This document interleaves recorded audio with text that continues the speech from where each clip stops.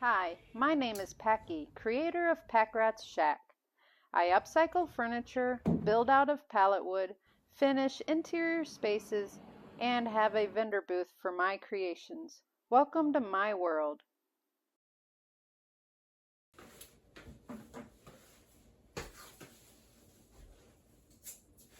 This has been an ongoing process since last summer.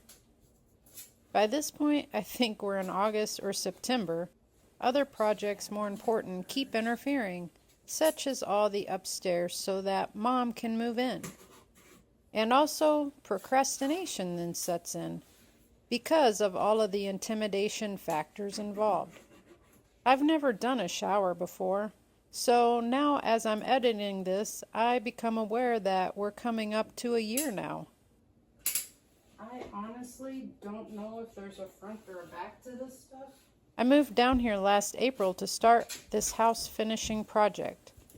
What a journey it has been, and I am so proud of myself for working through some of these intimidating projects I have no experience with.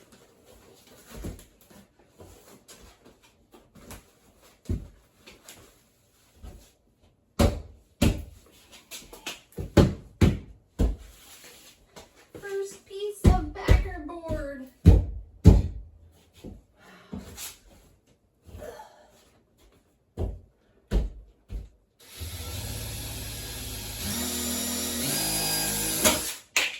Whoops. Hard stuff to get through.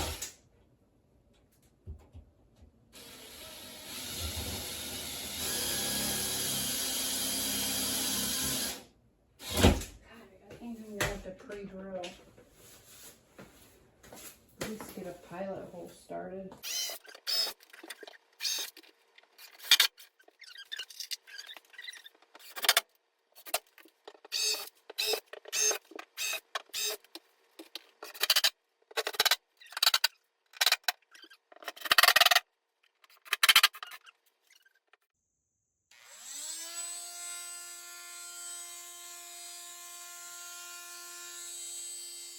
Using my multi-tool was a good way to score this hard cement board. Then I could just snap it along that line.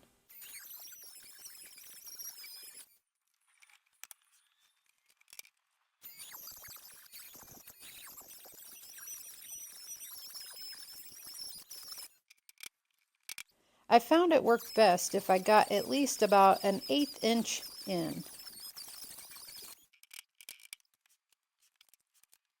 Then I just knocked off any protrusions from the edge.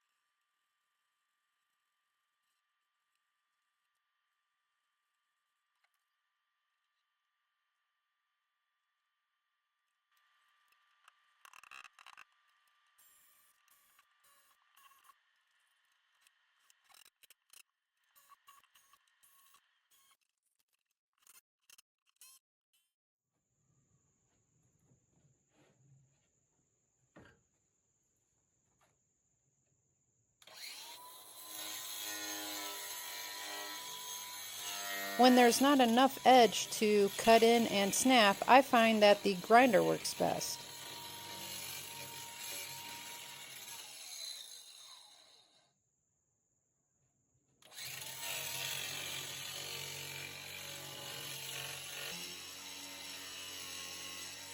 It also works on any of the cutouts in a square or rectangular shape, as it's faster to get through than the multi-tool was.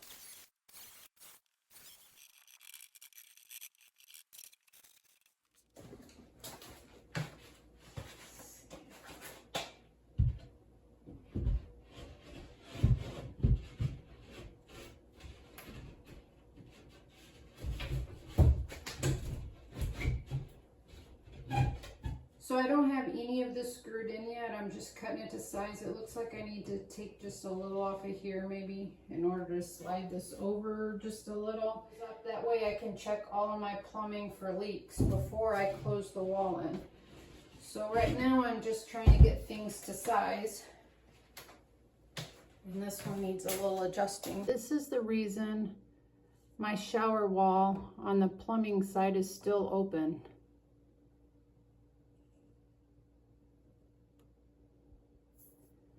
I have tried and tried retightening all of these, and this top one and this one over here continued to leak. I think I have finally gotten this top one dry.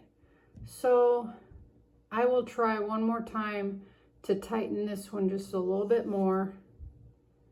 See if we can take care of that. But the silly thing is like for days it was dry and then it started dripping again. So keeping the wall open to check after days is not really a stupid idea. There's barely anything there. It takes a long time to accumulate even into one droplet, but I will just try to tighten it one more time and then see where that leads. But I'll tell you, it's been about a week, if not a week and a half, since I've had all of the other HardieBacker on and have been just troubleshooting the plumbing, trying to make sure I get it to a point where it doesn't leak. I actually tightened it 3 more times. I was worried about over tightening, but what I found was after a certain rotation, it felt loose again. Then I was able to finally tighten it up, and that stopped the leak. I think I had to get past a certain point of the tape on a thread or something. I don't know. Anyway, I got it tight and then could continue on.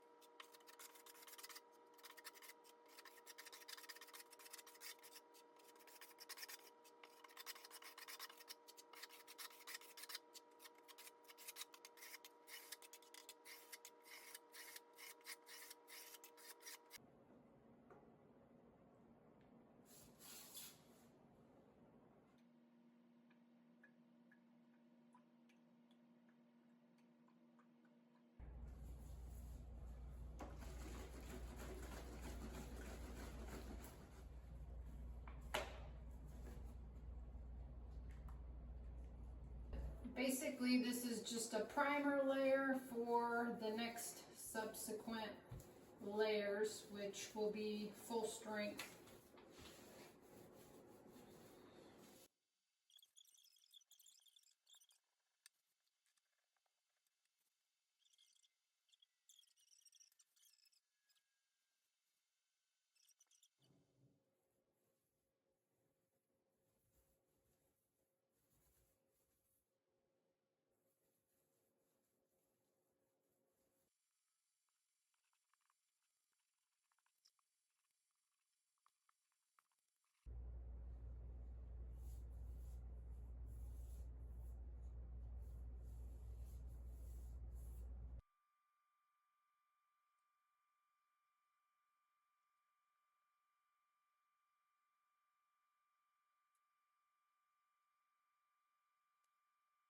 So anyway, this is the start of probably the 6th coat, working on it for the 3rd day. We're about halfway done with the bucket, and some of you, especially people who have probably already done this before, probably looking at some comments about putting on that many coats. The thing is the instructions on this bucket say that it's for 60 square foot to 350 square foot, depending on how the application method went. This is more than that lowest square footage measurement for the bucket would be. This is like 130, 140 square foot. So if the whole bucket could coat 80 square foot, then that means that would be at its thickest allowance. And by what I've looked up and found is, I mean, the instructions say trowel, brush, or roller, or spray on. Obviously spray on would be the thinnest. But also I came across someone who actually diluted the first coat down, which I did do, and then I also got that verified by looking up RedGuard's instructions, and they do say to dilute down the first coat. That is what I believe actually secures it and attaches it to the substrate you're putting it on, because it's a porous material that's absorbing the moisture part, but the moisture part is combined with the chemical part of the waterproofing RedGuard, so therefore it's not just sitting on the surface that could then be peeled off later. It is like stuck in and attached. And then another part of the instructions say in tiling installations that you should at least use one full strength coat after the primer coat, at least one. Obviously, if you're not putting it on by a trowel, it's going to be going on a lot thinner. But the flip side of that, putting on a lot more coats in a thinner version, like with a roller and a brush, it keeps it from cracking, which has happened with some of the reviews that I've seen when people trowel it on too thick. So I'm leaning on the side of caution, and I'll just keep layering it on until I get up to that 40 mil requirement, which I believe would be about the whole bucket. Even if there's a little bit left, then that would be a little bit overkill. What's the point of keeping a chemical around in a bucket or that eventually gets in a landfill? You might as well put the last coat on and be done with it, and then it's a product that's on the walls being used as a waterproofing and not being thrown out and chemicals saturating the ground somewhere. And start miscellaneously laying out my stones for the shower pan. And Popo Pichot wants to help.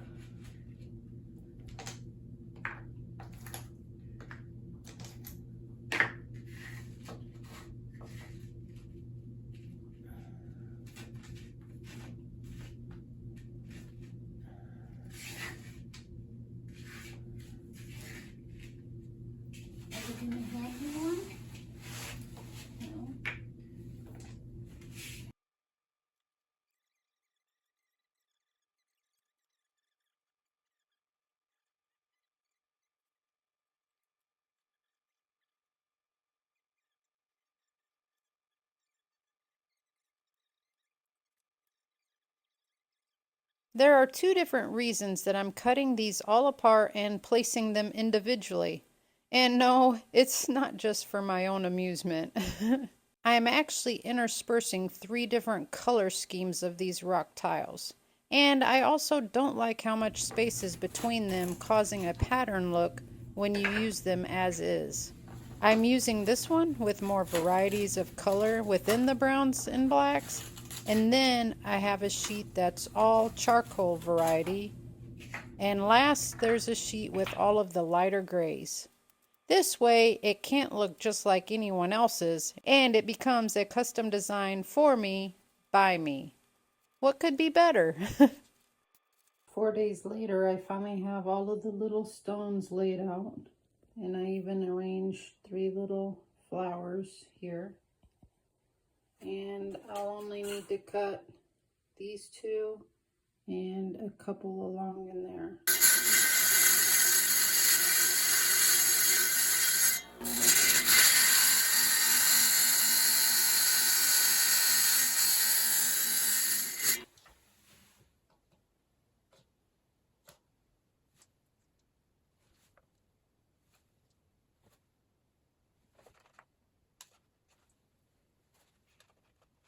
All right, back back to doing something the hardest possible way again. I think I'm gonna have to just back butter each one of these individually so that I don't end up ruining the positions that I put them in. I thought about taping them, but then I really didn't think the tape would hold. And since it took about 4 different days to place these, I didn't really want to ruin the positions. And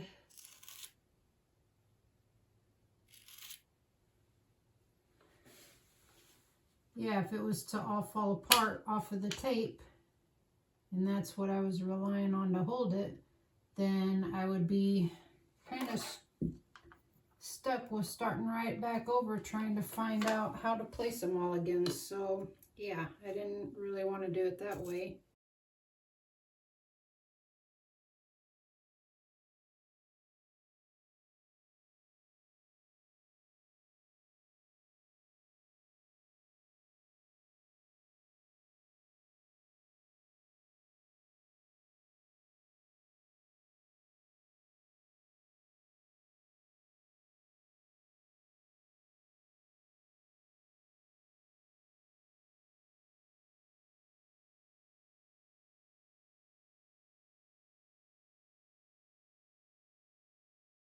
So this is the start of day number 2 with back buttering these tiles.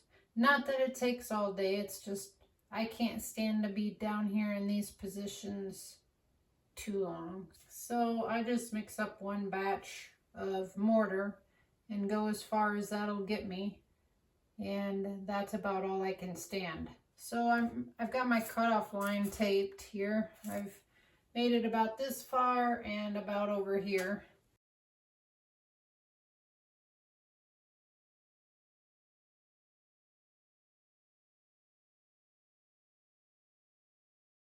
So I'm finally done with installing my stone tiles, and then I tried cutting off, well, I tried scoring along and taking off my tape, and it pulled off some of the wall.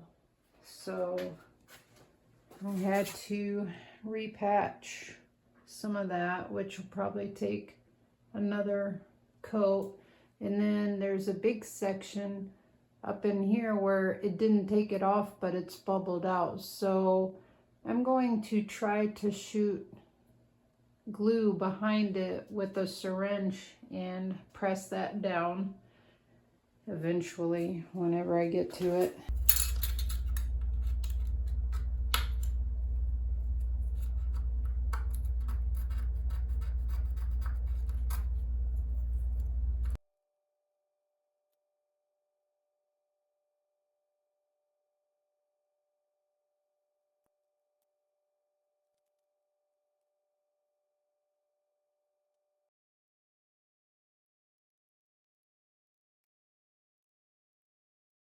So now I'm getting ready to install a couple rows of the tiles that I picked out, and I've marked this scrap piece of wood with the size, and the mark is about the space in between, and I'm using this as a marking gauge to figure out my tile plan in the way that it would limit the amount of waste as much as possible.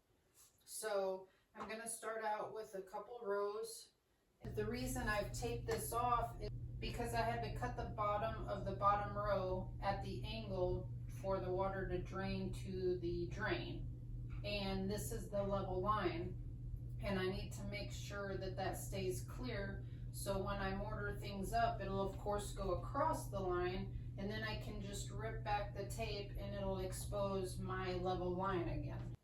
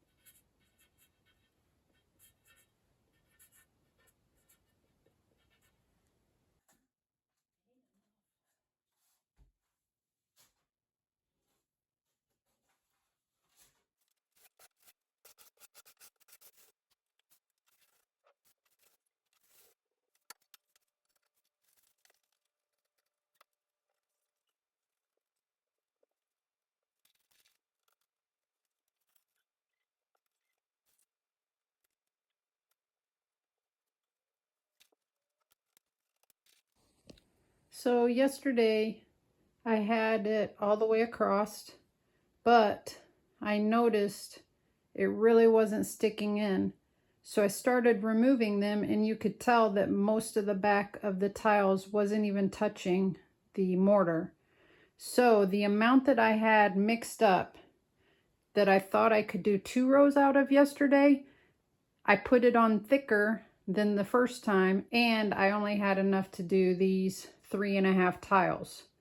So I've mixed up twice as much today. I went ahead and I put these boards to brace the center points in towards the mortar as much as possible. And then those, since they set up overnight, I know they're tight against the wall, so they'll hold the next ones up tight against the wall because the clips dried in and are set really nice with that, and everything is solid.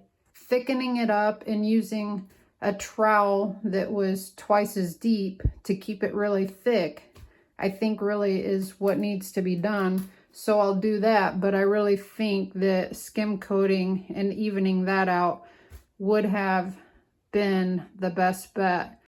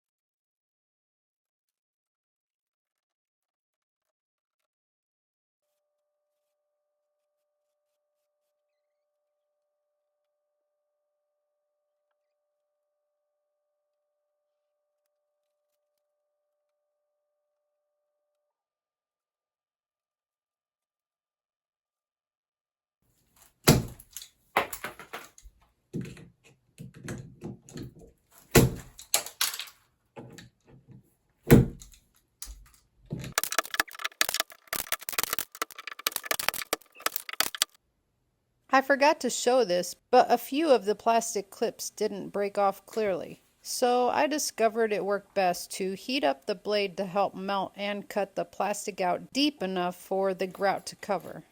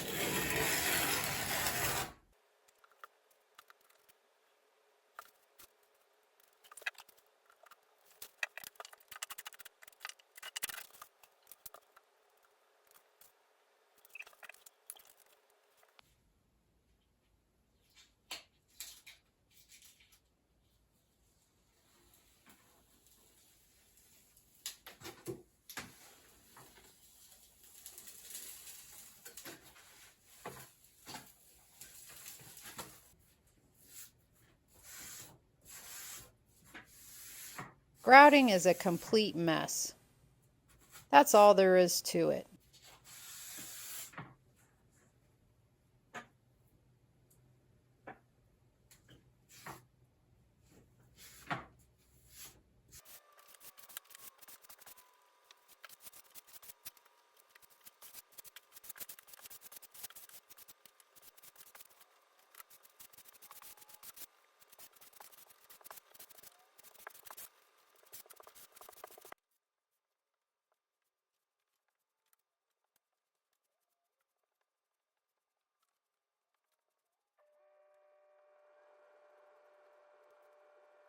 I keep working back and forth between putting more down and cleaning the previous areas. I've learned not to let this dry on at all, or you'll be spending days scraping it off with vinegar water. So I work in small sections, keeping forward progress, but every time a previous area hazes over, it's time to clean again. Then I also found that wrapping the sponge with a terry cloth rag helped get the remainder of the residue off, as it didn't leave as much water behind just smearing it around as the sponge does.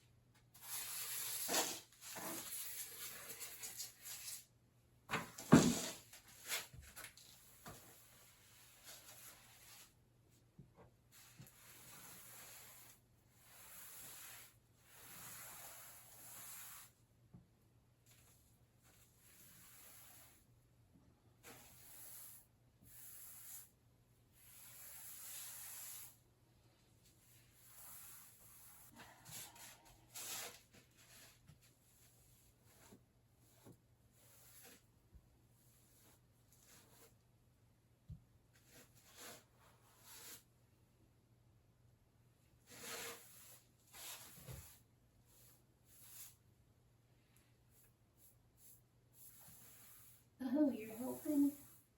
You're so funny.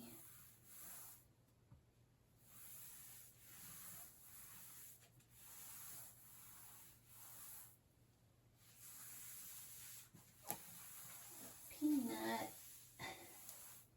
you're so silly. I'm not gonna get up and feed you right now. You're an hour early.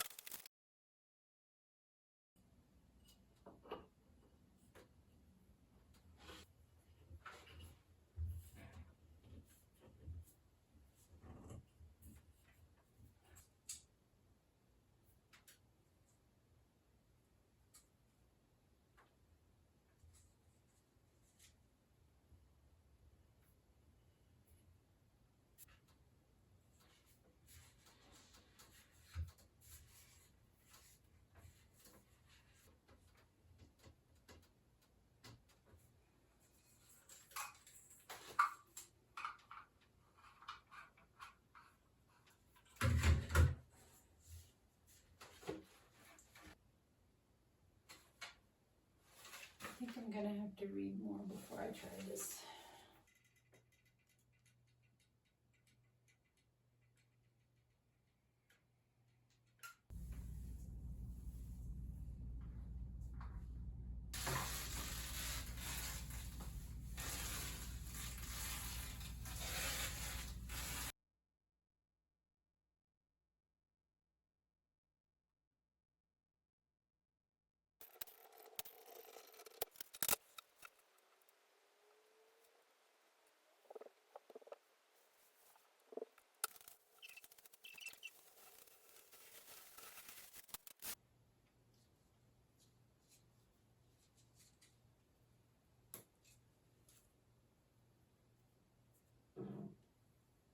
I don't want to mess up the threads.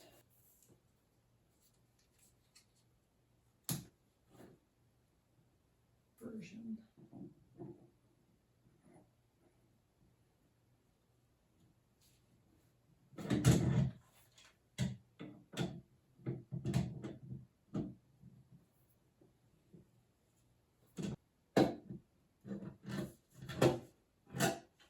So it can be flush to the wall up to 1/4 inch out from them. So I need to get a bigger nipple. So everything's always a cluster effort with me.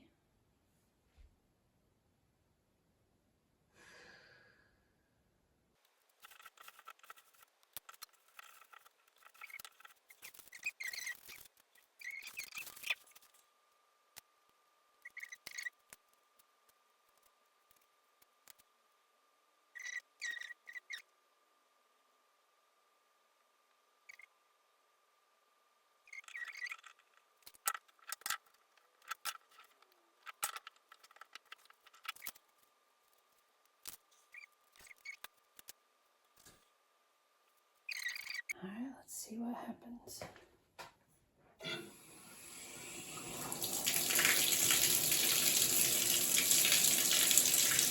It looks neat trickling down the stones. We got a shower. Woohoo!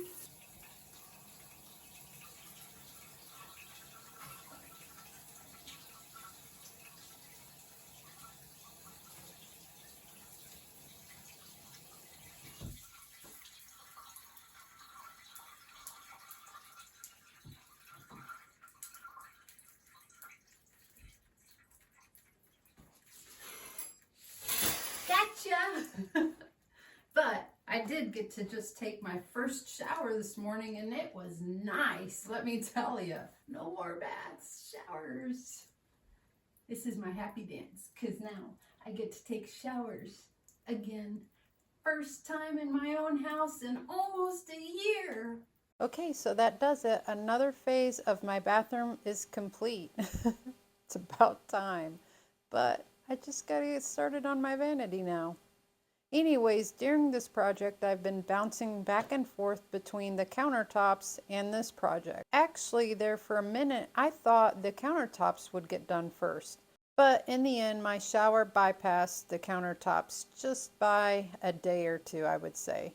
So keep checking back. Next up will be my finished countertops. I'm just in the process of the last layers of sealing them up right now. So yeah, that's the update, and as always, I greatly appreciate your viewing support, and until next time, stay safe out there.